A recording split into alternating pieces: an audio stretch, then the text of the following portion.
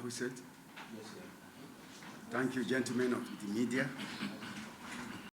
Speech of the National Chairman of DA, His Excellency Prince Frank Bunga, at the World Press Conference of DA held in Abuja on the 30th of May, 2023.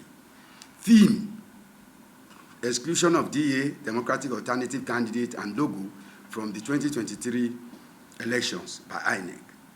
Distinguished ladies and gentlemen, esteemed party members and the media team, all protocol observed.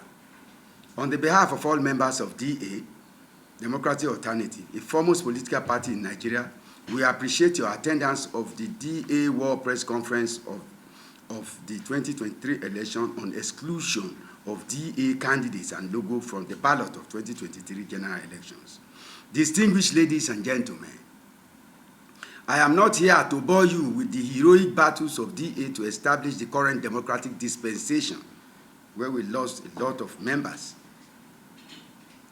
But we'll tell you that DA was officially registered as a political party in 2002 and was delisted in 2011 by INEC.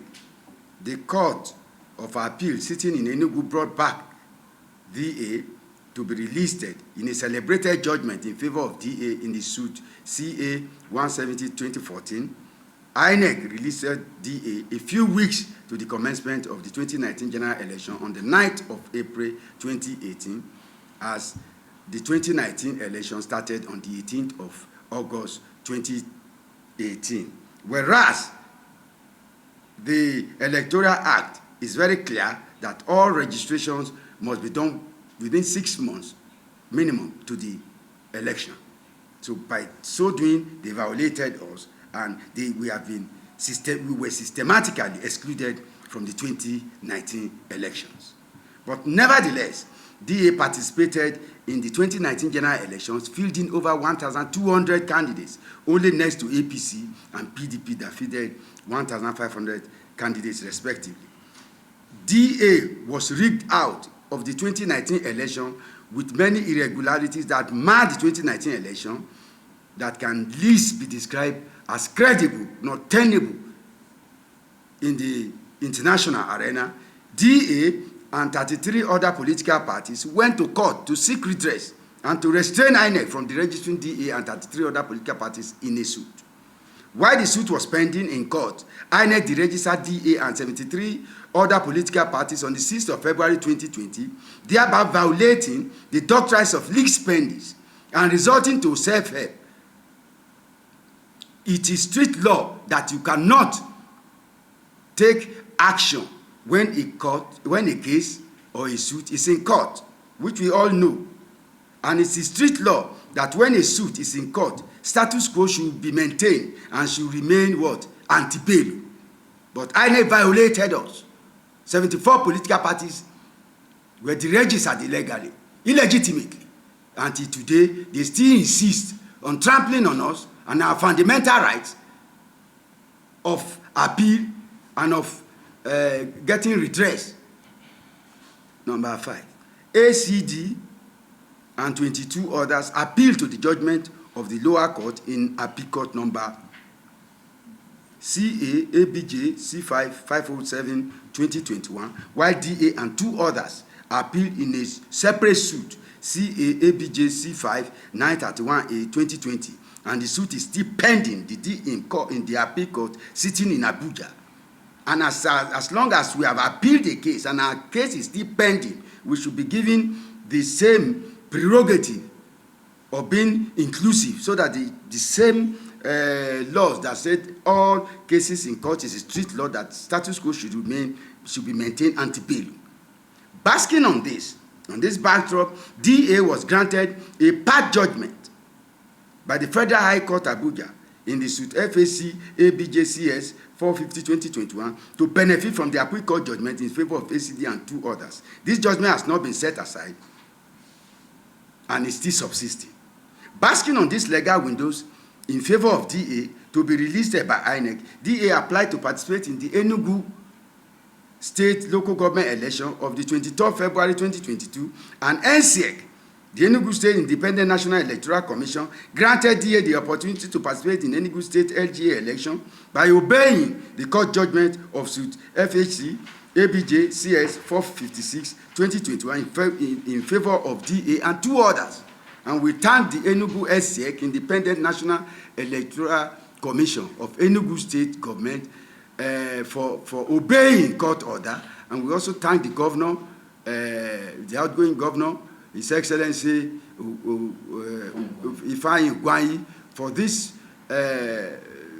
magnanimous, for this right sense of direction of obeying the rule of law and obeying the democratic tenets of the Nigerian Federation.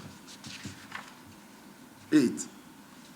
In the 2023 general election, DA wrote to INEC to participate in the 2020 general election, and we conducted DA primaries and convention. And on the 7th and 8th of June 2022, and INEC was duly informed, and the list of candidates elected to contest the 2023 general election were forwarded to INEC.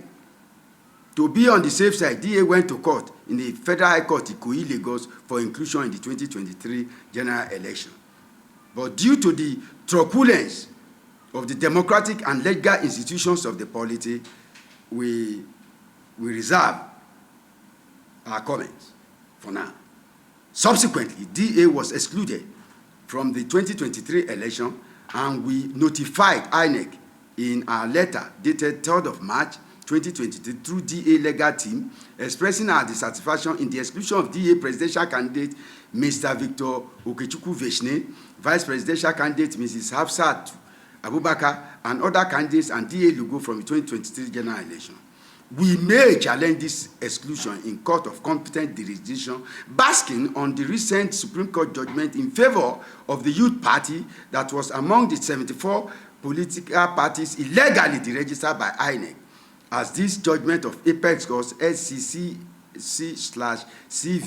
C77/2021 of INEC versus Youth Party, delivered on the 3rd of December 2022, becomes the new authority of stare decisis on the matters of party deregistration, which favors the truth that the deregistration of the 74 political parties was done illegally, and the masses and Nigerians were violated illegally by INEC, including us, the democratic alternative. Lastly, we call on INEC to obey the Supreme Court judgment of INEC versus Youth Party to release the 74 illegally deregistered political parties as well as DA, and allow multi-party democracy to flourish in Nigeria and sub-Saharan Africa. We call on all members of DA and all fans of DA to be peaceful, law-abiding, and steadfast, as the law may grind slowly, but surely truth and justice will prevail. Thank you for attending the DA World Press Conference. Long live DA, long live Nigeria. Don't be thrown by that name. I'm from Anambra State, precisely in Anambra State. Not Indian. No, I'm not Indian. I will tell you about it someday.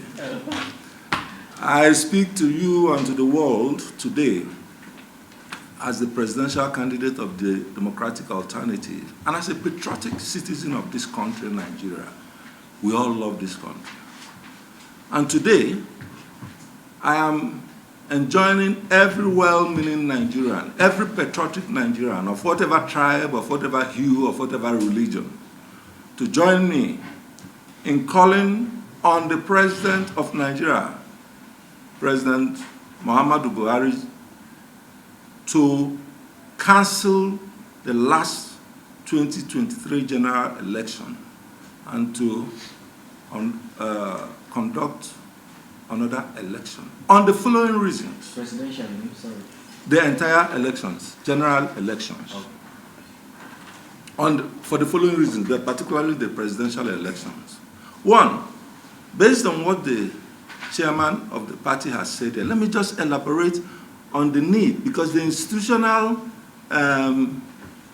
problems that has attended to that has led to the exclusion of my party, can be illustrated in two specific ways.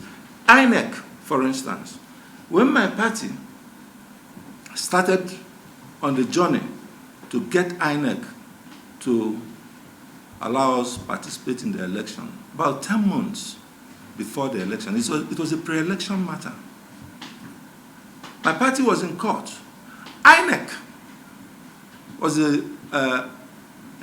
was served on about 10 occasions by the court, the High Court in Lagos. 10 occasions over about a 10-month period. INEC did not honor any of those services over 10 months.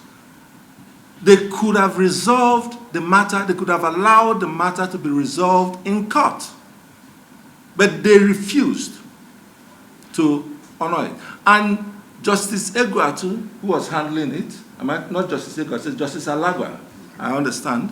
Justice Alagwa, who was handling it, insisted for 10 times or thereabout that INEC must be served before he would give ruling on the matter. I don't know if that is the way it is done. Because when a party refuses to respond to summons, the court, in my opinion, should go ahead and give judgment. But they refused to give judgment. Finally, on a specific date, we can give you the full details of this. I was informed that Justice Alagwa had decided to give judgment on a Monday. I was given that information on a Friday morning. But in the ruling, he has said that, well, if INEC is not coming, and INEC has been served 10 times, he was going to give judgment on a Monday. On Friday night, over the news, I heard the Chief Judge of the Federal High Court of Nigeria announce that all pre-election matters were forthwith to be handed over to tribunals, that the high courts handling them were no longer to continue. So I said, it's not going to affect us, since Justice Egwatu, Justice Alagwa, over the last 10 months, had waited, for INEC to come severally, and INEC didn't come, and he had decided to give judgment on Monday. So I went to Lagos Ikoyi High Court on Monday, only to be informed that the matter had been transferred to the tribunal. And the tribunal judge continued on the same line of action. He did not take into consideration the 10 times or so that INEC was invited and did not come. He insisted on inviting INEC all over again. Justice, you get the details from him. And the same process started again. And eventually, he gave a ruling because the tribunal deadline was looming, and so he said in the ruling, the summary of it, as far as I was briefed by the legal team, was that you can go on appeal. Because he did not give any clear-cut ruling. So, on the 2nd of December, about the same period, the Supreme Court had given judgment to the Youth Party in favor of the Youth Party against INEC. And the case was similar to the DA.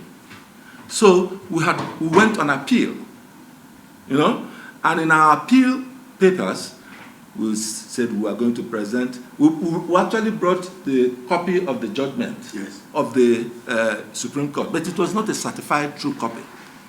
So the court insisted, that you will not send them on a voyage of discovery. You have to give them the certified true copy. Remember, the judgment was given on the 2nd of December. On the 5th of December, the documents are here. You will be given these documents. Everything we say here, you can be given documents. On the 5th of December, the Democratic Alternative asked for the CTC, the certified true copy of the judgment, which is our fundamental rights, because the law says, the appeal laws, says that you must file within 14 days or thereabouts.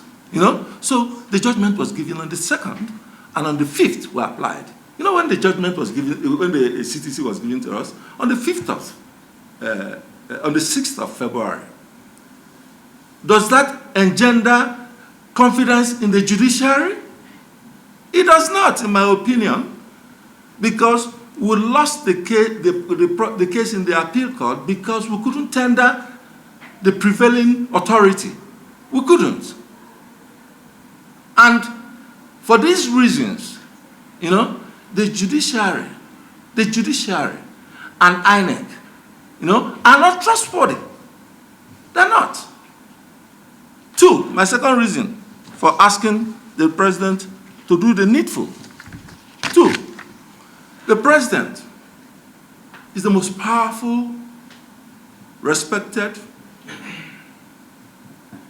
member of our society. He's the leader of our society. He's the most influential member of our society. The laws of our society make it clear that no one is above the law. No citizen, no matter how powerful, no matter how influential, is above the law. Yet,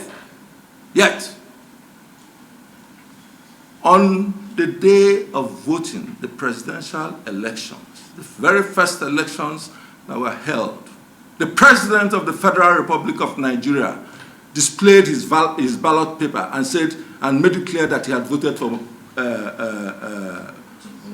Bola Tinubu. Is that what it means to be the president of this country? Even the president of America doesn't do that. Recently, the president asked that Nigerians forgive him. Yeah, we may be ready to consider that, but in my religion, and I'm a Christian, if you want forgiveness, you must show remorse, you must be contrite. The president cannot ask us to forgive him of everything when on that day, he single-handedly influenced the outcome of the elections of Nigerians. He cannot. He that goes to equity must have clean hands. The president of the Federal Republic of Nigeria is responsible to the Nigerian citizens. He is not above the law. I dare say it. He is not above the law. I respect him in a lot of instances. He is a man of integrity. He is a good man. But he is not above the law.